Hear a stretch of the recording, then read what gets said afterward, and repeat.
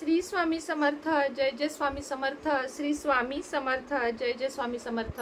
श्री स्वामी समर्थ महाराजांच्या नामस्मरणाने आजच्या व्हिडिओला सुरुवात करूया।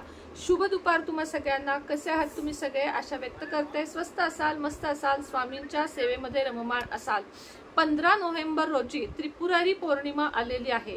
त्रिपुरारी पौर्णिमेची संपूर्ण माहिती तुम्हाला देण्यासाठी आजचा व्हिडिओ आहे आणि त्रिपुरारी पौर्णिमेला काय सेवा कराव्यात याचीच आज अत्यंत उत्तम माहिती तुम्हाला आजच्या व्हिडिओमध्ये देणार आहे। व्हिडिओ अगदी छोटासा आहे, तेवढाच माहितीपूर्वक आहे, त्यामुळे व्यवस्थित बघावा। त्रिपुरारी पौर्णिमेला विशेष असं महत्त्व दिलं जातं। त्रिपुरारी पौर्णिमा या दिवशी 750 वाती आपल्याला प्रज्वलित करायच्या असतात। 750 वातींचा एक बंच कुठल्याही धार्मिक दुकान जे असतात, पुस्तकांचे म्हणा किंवा जिथे उदबत्त्या, दिवे, धूप, दीप, वाती, कापूस, सुपाऱ्या जिथे मिळतात तिथे तुम्ही फक्त त्रिपुरारी वात मागितली की तुम्हाला 750 वातींचा एक जुडगा मिळतो। तो तुम्हाला घरी आणायचा आहे। त्रिपुरारी पौर्णिमा ही 15 नोव्हेंबर रोजी सकाळी 6:30 लागतीये।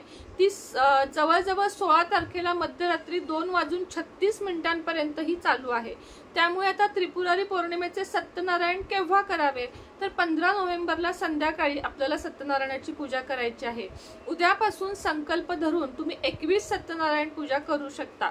आता प्रश्न येतात की ताई आम्ही भाड्याच्या घरात राहतो, मग आम्ही भाड्याच्या घरात पूजा करू शकतो का? हो, तुम्ही अवश्य करू शकता, कारण भाड्याचं घर हे सुद्धा आपलंच घर असतं आणि मध्ये बदलावी लागली तरी चालेल, कारण पूजा करणारे तुम्हीच आहात। म्हणजे आपण स्त्रियांनीच ती पूजा करायची असते। असं काही नाही की 11 पूजा या घरात झाल्या मग 10 पूजा त्या घरात झाल्या। सेवेचं फळ हे तुम्हाला मिळतं। सेवा ही शेवटी सेवा आहे। त्यामुळे 11 पूजा इकडे झाल्या, 10 पूजा तिकडे झाल्या, हरकत नाही।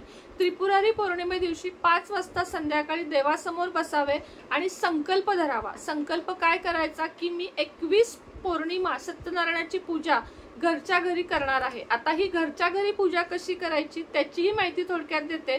चॅनलवर व्हिडिओ आहे, तोही जाऊन बघू शकता। सर्च करा इंडियन मॉम सुनेत्रा सत्यनारायण पूजा, तुम्हाला लगेचच तो दिसून जाईल। तरी पण थोडक्यात सांगते, एक चौरंग मांडावा, त्याच्यावर पांढरेचं वस्त्र, दुसरे कुठलेही नाही, पांढरेच वस्त्र त्या चौरंगावर तुम्हाला टाकायचे आहे। त्यानंतर मधोमध गव्हाची रास मांडायची आहे, त्याच्यावर तांब्याचा कलश मांडायचा आहे, त्याच्यामध्ये पाणी, दुर्वा, 1 रुपयाचं नाणं, सुपारी आणि हळदी कुंकू एवढं घालायचं आहे। त्याच्यावर तामण ठेवायचं आहे, त्यात तांदूळ भरायचे आहेत आणि त्यामध्ये मधोमध श्रीकृष्ण ठेवायचा आहे। त्यानंतर 5 विडे, 5 पानं, 5 विडे, 5 हळकुंड किंवा 3 विडे, 3 हळकुंड, बदाम, खारीक हे सर्व साहित्य ठेवायचं आहे। एवढासा सत्यनारायणाच्या पूजे एवढा शिरा, म्हणजे 1/4 चमच्याचा शिरा जरी केलात तरी चालेल किंवा मग 1/4 वाटी लहान, 1/4चं माप घ्यायचं असतं। प्रसाद करून घ्यायचा आहे सत्यनारायणाच्या पूजेचा, शिरा हा प्रसाद करून घ्यायचा आहे।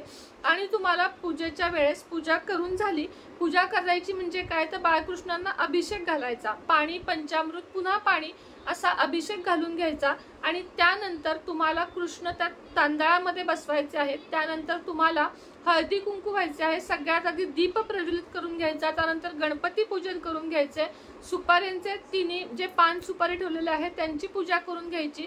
त्यानंतर बाळकृष्णाची पूजा करून त्यांना तुम्हाला तुळस अर्पण करायची आहे, हळद कुंकू सगळं वाहून घ्यायचं आहे, चंदन वाहून घ्यायचं आहे आणि मग 5 अध्याय वाचायचे आहेत। संकल्प करायचा आहे। नवीन ज्यांनी सुरुवात केली त्यांनी संकल्प केल्याशिवाय कुठलीही सेवा लागू होऊ शकत नाही। पाणी घ्यायचे, अक्षता, फुलं, मी सुनेत्रा, माझे गोत्र कृष्णात्रय असे म्हणून त्या दिवशीची तारीख, त्या दिवशीचा सगळं वार हे सगळं घ्यायचं आहे आणि तुम्हाला या दिवशी संकल्प करून पूजेला मी सुरुवात करत आहे आणि माझ्या या पूजा 21 पूजा निर्विघ्नपणे पार पाडाव्यात अशी प्रार्थना करायची आहे। एखाद्या वेळेस अडचण आली, गावाला गेलात, तेवढा गॅप टाकला तरीही चालतो, मात्र 21चा संकल्प केला तर 21 पूर्ण करायचे, 11चा संकल्प केला तर 11 पूर्ण करायचे, हे तुम्हाला करायचेच करायचे आहे। या पूजेमुळे काय फायदा होतो तर या सत्यनारायणाच्या पूजेमुळे तुमच्या घरात धन, धान्य, समृद्धी, ऐश्वर्य, संपत्ती, साक्षात विष्णू भगवान तुमच्यावर प्रसन्न होतात, सत्यनारायण देव तुमच्यावर प्रसन्न होतात आणि तुमच्या आयुष्यामध्ये सगळ्या गोष्टी आणि आपल्याला सत्यनारायणाची पूजा अशा प्रकारे करायची आहे। त्यानंतर 5 अध्याय वाचायचे आहेत, नैवेद्य दाखवायचा आहे आणि आरती करून घ्यायची आहे सत्यनारायण भगवानांची, आधी गणपतीची आणि मग सत्यनारायण भगवानांची आरती त्या पुस्तकामध्येच असते। केंद्रामध्ये ते पुस्तक मिळते, बाकी कुठेही ते पुस्तक मिळत नाही। अशा प्रकारे सत्यनारायणाच्या 21 पूजा जर तुम्ही केल्यात तर तुम्हाला धनलाभ प्रचंड प्रमाणात होतो असं मी म्हणणार नाही, पण सुख समृद्धी ऐश्वर्य हे तुमच्या घरामध्ये नांदतेच नांदते, त्यामध्ये काही वाद नाहीये। आता त्रिपुरारी पौर्णिमा आहे, अजून काय करायचं तर नेहमीप्रमाणे सकाळी लवकर उठायचं।